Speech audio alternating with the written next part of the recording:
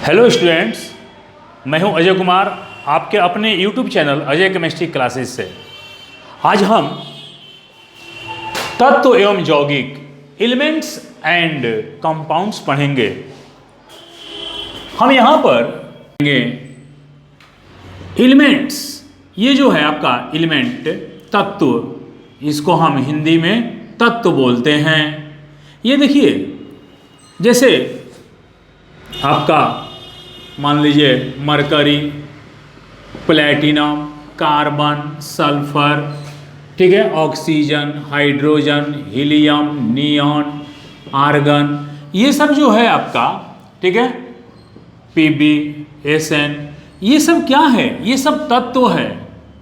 और ये ध्यान रखिए कि तत्व की सबसे छोटी इकाई को हम बोलते हैं परमाणु, और तत्व की सबसे छोटी इकाई को ही हम अणु भी। इसका मतलब क्या हुआ कि तत्व जो है, तत्व परमाणु के भी रूप में रहता है और तत्व अणु के रूप में रहता है।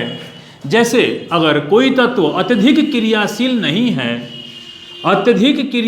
नहीं है तो वह सिंगल एटम के रूप में रह सकता है। बहुत सारे एग्जाम्पल होंगे आपके पास, ठीक है, जैसे आप कॉपर, सिल्वर, ठीक है, कैल्शियम, मैग्नीज, ये सब क्या हैं? ये सब परमाणु के रूप में हैं। हीलियम, नियॉन, आर्गन, क्रिप्टन, ये सब क्या हैं? ये सब परमाणु के रूप में हैं। ये सब परमाणु के रूप में हैं। लेकिन बहुत सारे ऐसे परमाणु होते हैं जो परमाणु के रूप में वो अस्थायी नहीं होते, क्योंकि वे काफ़ी क्रियाशील, दोज आर वेरी रिएक्टिव, ये काफ़ी क्रियाशील होते हैं। अतः वे क्या करते हैं? अणु के रूप में रहते हैं। अणु के रूप में, जैसे हाइड्रोजन जो है, हाइड्रोजन भी एक तत्व है, लेकिन ये क्या है? हाइड्रोजन परमाणु, और ये क्या है? हाइड्रोजन अणु। ऑक्सीजन, ये क्या है? ऑक्सीजन क्या है? परमाणु, लेकिन ये क्या है? ऑक्सीजन अणु। तो ये जो है, ये आपका अणु है, ये भी आपका अणु है, और ये क्या है? ये है परमाणु। अब देखिए, हाइड्रोजन जो है, हाइड्रोजन परमाणु के रूप में अस्थायी, अनस्टेबल होता है, जबकि अणु के रूप में यह अस्थायी होता है। उसी तरह से ऑक्सीजन परमाणु के रूप में अनस्टेबल, लेकिन अणु के रूप में अस्थायी होता है। यानी अब एक चीज आपको और मिला कि तत्व जो होते हैं, परमाणु और अणु दो, यानी तत्व की सबसे छोटी इकाई परमाणु भी होती है और अणु भी होती है। जो तत्व सिंगल एटम के रूप में रह सकते हैं वे एटम के रूप में रहते हैं, और जो तत्व परमाणु के रूप में, सिंगल एटम के रूप में अपने अस्तित्व में नहीं रह सकते हैं, वे अणु के रूप में रहते हैं। जैसे आपका H2, O2, Cl2, Br2, N2, O3, P4, S8, ये सब हम आपको परमाणु और अणु वाले वीडियो लेक्चर में हम पढ़ा चुके हैं। इसको बिल्कुल ध्यान से देखिएगा, और ये हम बिल्कुल गारंटी के साथ कहते हैं कि कोई भी कंपटीशन का एग्जाम हो, ये आपको फिर दोबारा फिर जरूरत नहीं है किसी किताब को या किसी अन्य वीडियो को देखने की। ये जैसे आपको ये परमाणु हो गया, ये अणु हो गया। अब देखिए, ये जो अणु है, अणु ये कैसे बने? यानी परमाणु और परमाणु एक दूसरे से क्या बना लिए? बंध बना लिए। ऑक्सीजन ये क्या बना लिए? बंध बना लिए। तो क्या हो गया? O2 अणु बन गया। यानी जब अणु के बीच में जो बंध बनता है उसको हम कहते हैं सहसंयोजक बंध, कोवलेंट बॉन्ड। इसको हम क्या कहते हैं? कोवलेंट बॉन्ड, सहसंयोजक बंध। ये ध्यान रखिएगा। जैसे नाइट्रोजन N2 में N और N के बीच ट्रिपल बॉन्ड बनता है। O2 में O और O के बीच डबल, और हाइड्रोजन के बीच सिंगल बॉन्ड ये जो है एक जो हॉरिजॉन्टल लाइन है आपका, इसको क्या बोलते हैं? Single bond, single covalent bond. ये आपको आगे चल के पढ़ाया जाएगा। ये सिग्मा बॉन्ड है। इसमें ऑक्सीजन जो है डबल बॉन्ड, एक सिग्मा बॉन्ड और एक पाई बॉन्ड। नाइट्रोजन एक सिग्मा और 2 पाई बॉन्ड। लेकिन हमें अभी इस पर ध्यान नहीं देना है। हमें अभी ध्यान देना है कि जो परमाणु है, तत्व है, ये परमाणु के भी रूप में रहते हैं और अणु के भी रूप में रहते हैं। अणु के रूप में क्यों रहते हैं? क्योंकि जो परमाणु अपने सिंगल एटम के रूप में अस्थायी नहीं होते, वे वेरी क्रिएटिव होते हैं, रिएक्टिव होते हैं। उनको हम क्या करते हैं? वे अणु के रूप में कन्वर्ट हो जाते हैं। या कुछ परमाणु ऐसे भी होते हैं जो आयन के रूप में हो जाते हैं। जैसे मान लीजिए ये आपका सोडियम क्लोराइड है, ये प्लस है और ये माइनस है। ये देखिए ध्यान से, ये आयन है। यानी इसमें कौन कौन से आयन है? सोडियम आयन है और क्लोराइड आयन है। यानी जो तत्व अत्यधिक क्रियाशील होते हैं, वे सिंगल एटम के रूप में नहीं रहते। वे या तो परमाणु बनाते हैं, देख लीजिए अणु बनाते हैं, या आयन बनाते हैं। ये देखिए धनायन ऋणायन। यहां पर आप ध्यान दीजिएगा कि परमाणु जो अस्थायी होते हैं, जो काफी रिएक्टिव होते हैं, वे या तो अणु के रूप में रहते हैं या आयन बना लेते हैं। अब ये क्यों बनाते हैं? क्योंकि ये इनमें इलेक्ट्रॉनों का अरेंजमेंट हो जाता है। किसके तरह? नोबेल गैस की तरह। क्योंकि उनका नोबेल गैस का अगले वीडियो लेक्चर में पढ़ाएंगे आपको। नोबेल गैस का जो इलेक्ट्रॉनिक विन्यास होता है, जो आउटर मोस्ट इलेक्ट्रॉनिक विन्यास, सबसे बाहरी कक्षा में जो इलेक्ट्रॉनिक विन्यास होता है, वे काफ़ी अस्थायी होते हैं। और वही जो है आपका नोबेल गैस का इलेक्ट्रॉनिक कॉन्फ़िगरेशन प्राप्त करने के लिए ही परमाणु या तो अणु के रूप में या आयन के रूप में, अब आयन में दोनों हो सकता है, धनायन भी हो सकता है और ऋणायन भी। यानी ये सोडियम ने एक इलेक्ट्रॉन त्याग करके सोडियम आयन बनाया, धनायन। क्लोरीन ने एक इलेक्ट्रॉन ग्रहण करके क्लोराइड आयन। तो अब ये जो है इस अवस्था में सोडियम अस्थाई और क्लोरीन अस्थाई, यानी क्लोरीन इलेक्ट्रॉन लेकर के ऋणायन में अस्थाई और सोडियम एक इलेक्ट्रॉन का त्याग करके धनायन में अस्थाई हो जाते हैं। तो आप कह सकते हैं, क्या कह सकते हैं कि जो तत्व बहुत ही अत्यधिक क्रियाशील होते हैं, वे या तो अणु बना लेते हैं या आयन बना लेते हैं। तो ये क्या रहा हमारा तत्व का परमाणु रूप और अणु रूप या आयन रूप। अब यहां पर हम देखेंगे कि तत्व जो है, पहले इसका स्क्रीनशॉट ले लीजिए। तो जो है तत्व का हम परिभाषा क्या दे सकते हैं कि वे शुद्ध पदार्थ जिनमें सिर्फ एक ही प्रकार के तत्व के परमाणु पाए जाते हैं। तत्व का परिभाषा क्या होगा कि वे शुद्ध पदार्थ जिनमें सिर्फ एक ही प्रकार के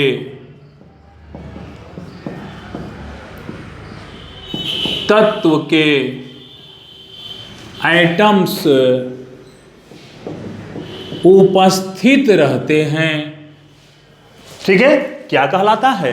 तत्व कहलाता है। ध्यान रखिए, वे शुद्ध पदार्थ जिनमें सिर्फ एक ही प्रकार के तत्व के एटम्स रहते हैं, या यहां पर हटा भी सकते हैं इसको, एक ही प्रकार के एटम्स रहते हैं, क्या कहलाते हैं?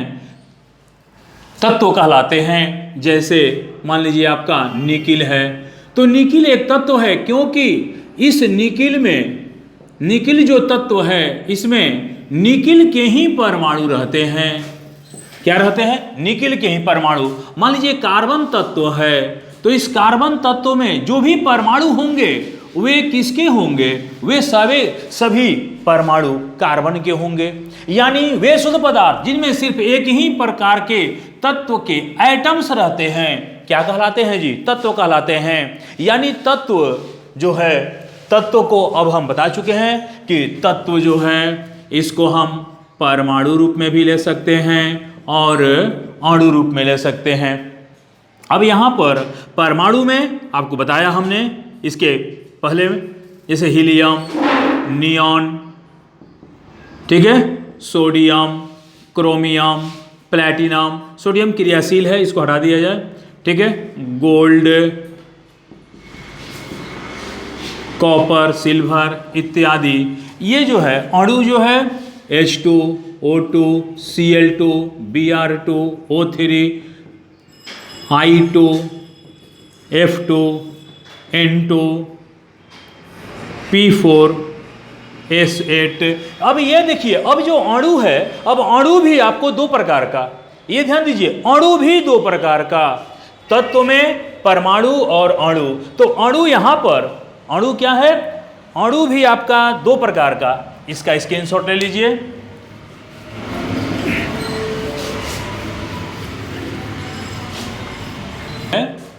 अणु भी आपका दो प्रकार का है, ये देखिए, एक है आपका तत्व के अणु, अभी यौगिक नहीं पढ़ाए हैं लेकिन बता देंगे आपको, यौगिक के अणु।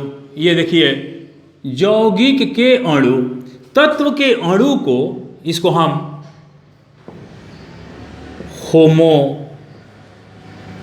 होमो एटॉमिक मॉलिक्यूल भी कहते हैं। होमो एटॉमिक समपरमाणविक अणु, समपरमाणविक, सम माने बराबर, समपरमाणविक अणु, या होमो न्यूक्लियर मॉलिक्यूल, जैसे H2, Cl2, O2, N2, Br2।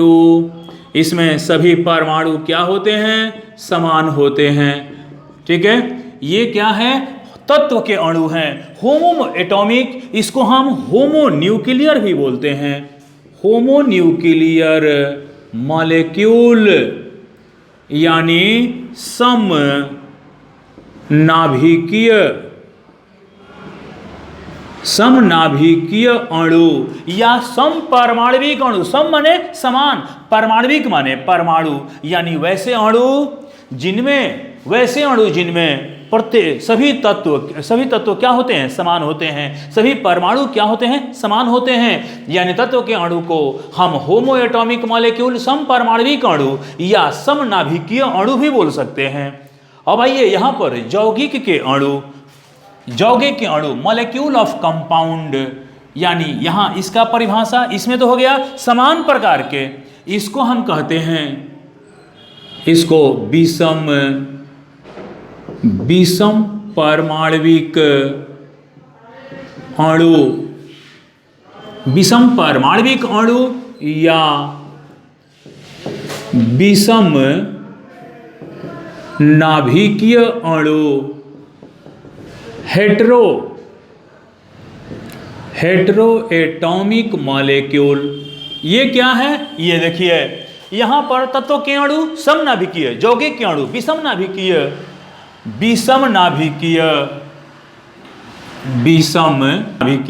जैसे में यहां देखिए, जैसे CO2, भिन्न भिन्न प्रकार के तत्व है कि नहीं, एक कार्बन है और एक क्या है, ऑक्सीजन है। जैसे H2S हाइड्रोजन है, सल्फर है, ये क्या है, ये है विषम परमाणविक, यानी भिन्न भिन्न प्रकार के परमाणुओं से बने यौगिक को क्या कहते हैं, यौगिक के अणु। ज्यादा परिभाषा रटने की आवश्यकता नहीं है, क्लियर है कि जिनमें सभी तत्व समान, सभी परमाणु समान है, समनाभिकीय या तत्व के अणु, और जिनमें भिन्न भिन्न प्रकार के तत्व, भिन्न भिन्न प्रकार के परमाणु रहते हैं, उसको बोलते हैं यौगिक के अणु या विषम परमाणविक। जैसे H2O, अमोनिया, ठीक है, ये जो है आप इसमें कुछ भी रख सकते हैं। अब यहाँ पर जैसे और भी रखिए, SO2, बहुत सारा, carbon monoxide, K2SO4, H2SO4, HNO3, all these are molecules of compounds। ये यौगिक के अणु हैं, क्योंकि आप देख लीजिए,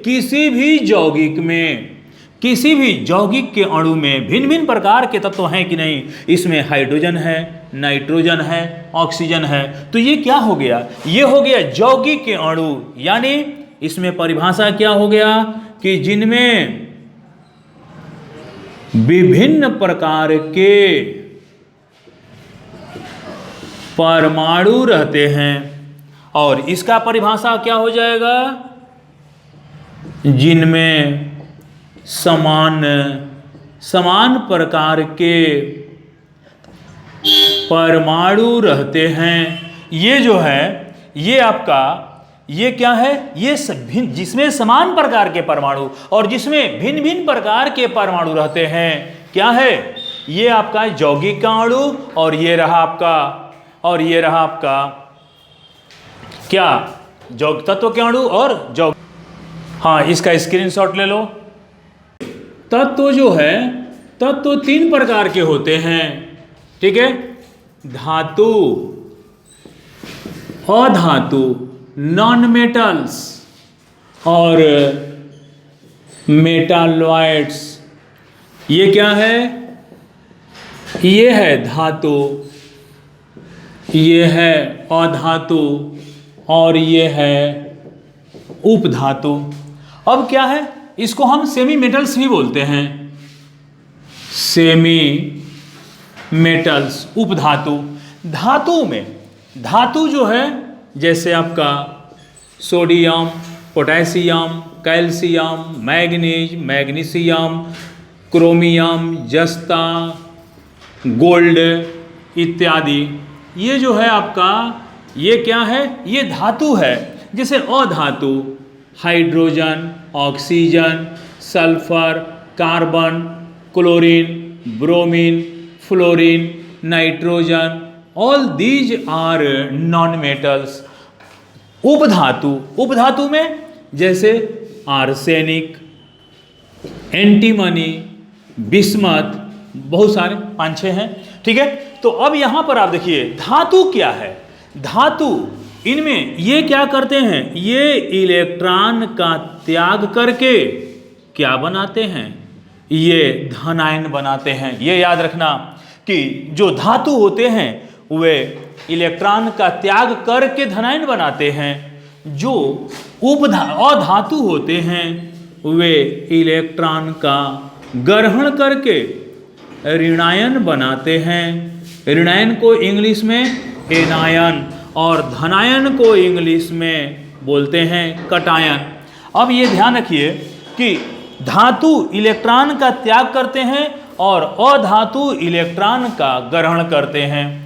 अब यहाँ पर ये जो है उपधातु है, उपधातु क्या है, तो जो धातु और अधातु दोनों का गुण धारण करता है, जो दोनों का गुण धारण करता है, यानी जिसमें धातु का भी गुण हो और अधातु का भी गुण हो, क्या कहलाता है, उपधातु कहलाता है। एक बात और, जैसे धातु जो होता है, धातु ये आघात वर्धनीय होता है, ये चोट को सह सकता है और चोट को सह करके इसको आप चादर में चौड़े चौड़े सीट, जैसे लोहे के सीट होते हैं, ठीक है, उसी तरह से धातु जो होते हैं उनको तार में खींचा जा सकता है। तन्य होते हैं, क्या होते हैं, तन्य होते हैं, उनको आप खींच सकते हैं, खींच करके पतले तारों में बदला जा सकता है, जिसको क्या बोलते हैं, तन्य। यानी धातुएं आघात वर्धनीय मेलिएबल होते हैं और तन्य यानी डक्टाइल होते हैं, जिनको तार में खींचा सकता है। उसके बाद ये जो धातु यहाँ पर आघात वर्धनीय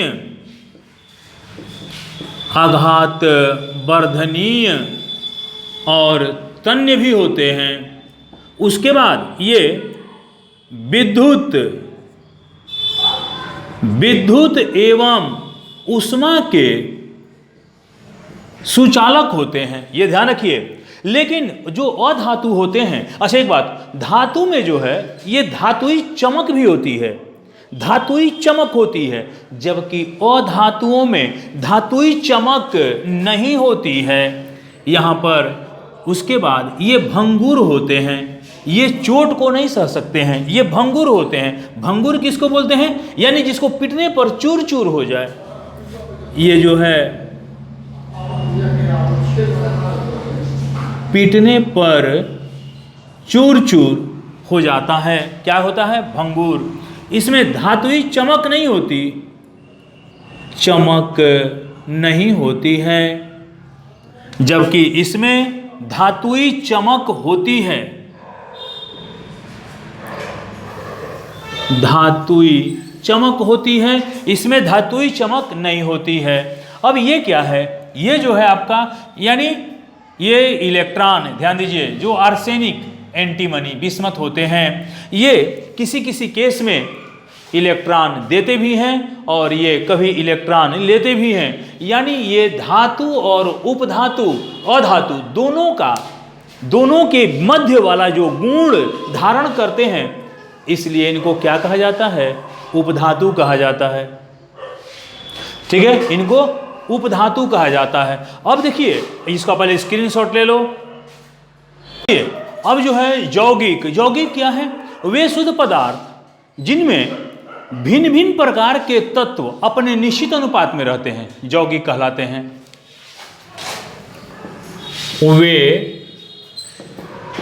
वे शुद्ध पदार्थ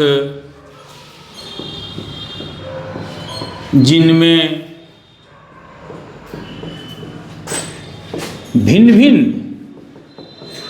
प्रकार के तत्व अपने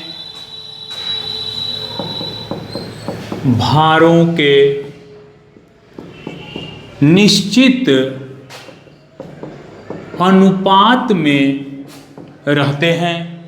यहां देखिए, जैसे मान लीजिए CO2 है, CO2 एक यौगिक है, कार्बन एक है, कार्बन और ऑक्सीजन का अनुपात, कार्बन का कितना होता है? 12, ऑक्सीजन का 16 दूनी 32, कितना हो गया? 4 तिहाई 12, 4 8 है 32। अब ये CO2 जो है, CO2 में कार्बन और ऑक्सीजन का अनुपात हमेशा 3:8 का होगा। जैसे H2O ले लीजिए, H2O में हाइड्रोजन और ऑक्सीजन है, हाइड्रोजन का परमाणु द्रव्यमान 1, तो 2 हाइड्रोजन का 2, 1 ऑक्सीजन का 16, 1:8। अब जल आप कहीं भी बनाइएगा, पटना में बनाइए, दिल्ली में बनाइए या अमेरिका में बनाइए, H2O में हाइड्रोजन और ऑक्सीजन के भारों का अनुपात हमेशा 1:8 ही होगा। अगर मान लो तुम इसको 2 करते हो तो ये 16, 3 करते हो तो ये 24, अगर तुम इसको 10 करते हो तो ये 80, अगर इसको तुम 100 करते हो तो ये हो जाएगा 800। यानी किसी भी तरह H2O में क्या करेंगे? अनुपात निकाल लो, 100 से भाग दे दो तो क्या हो जाएगा? यहां भी, यानी यौगिक वे पदार्थ हैं जिनमें भिन्न भिन्न प्रकार के तत्व अपने भारों के निश्चित अनुपात में रहते हैं। उनके भारों का अनुपात कभी भी बदलता नहीं है, वे निश्चित होते हैं।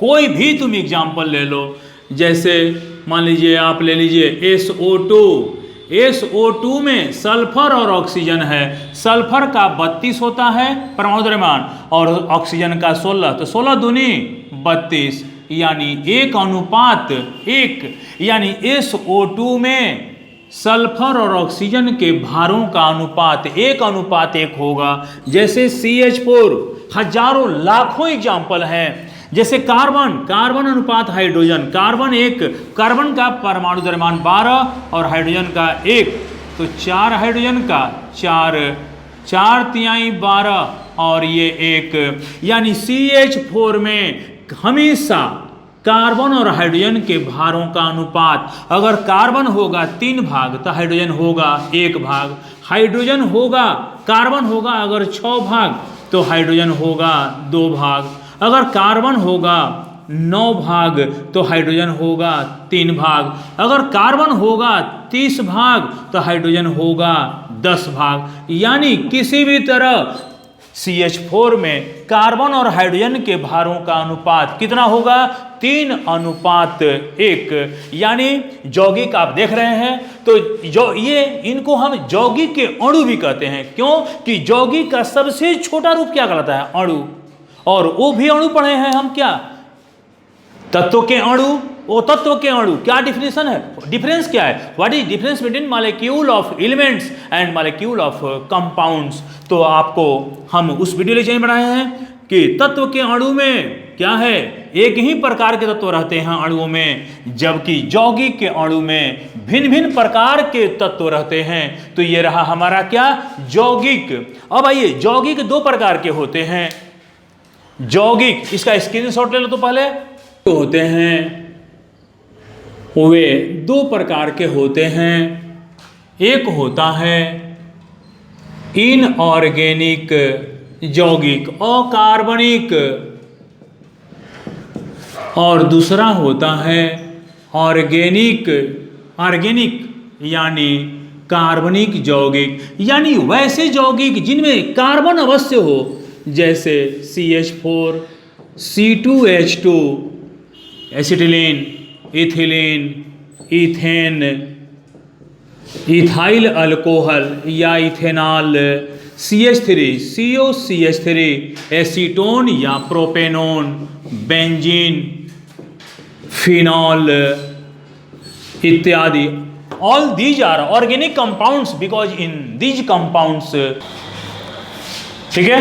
अब यहां पर आप देखिए कि ये जो कार्बनिक यौगिक हैं, ये जितने भी कार्बनिक यौगिक हैं उनमें कार्बन है कि नहीं, इसीलिए इनको क्या कहा जाता है, कार्बनिक यौगिक। और अकार्बनिक यौगिक, अकार्बनिक यौगिक में क्या है, जिसमें कार्बन ना हो, जैसे sodium chloride, potassium sulphate, cupric chloride, stannic oxide, magnesium nitrate,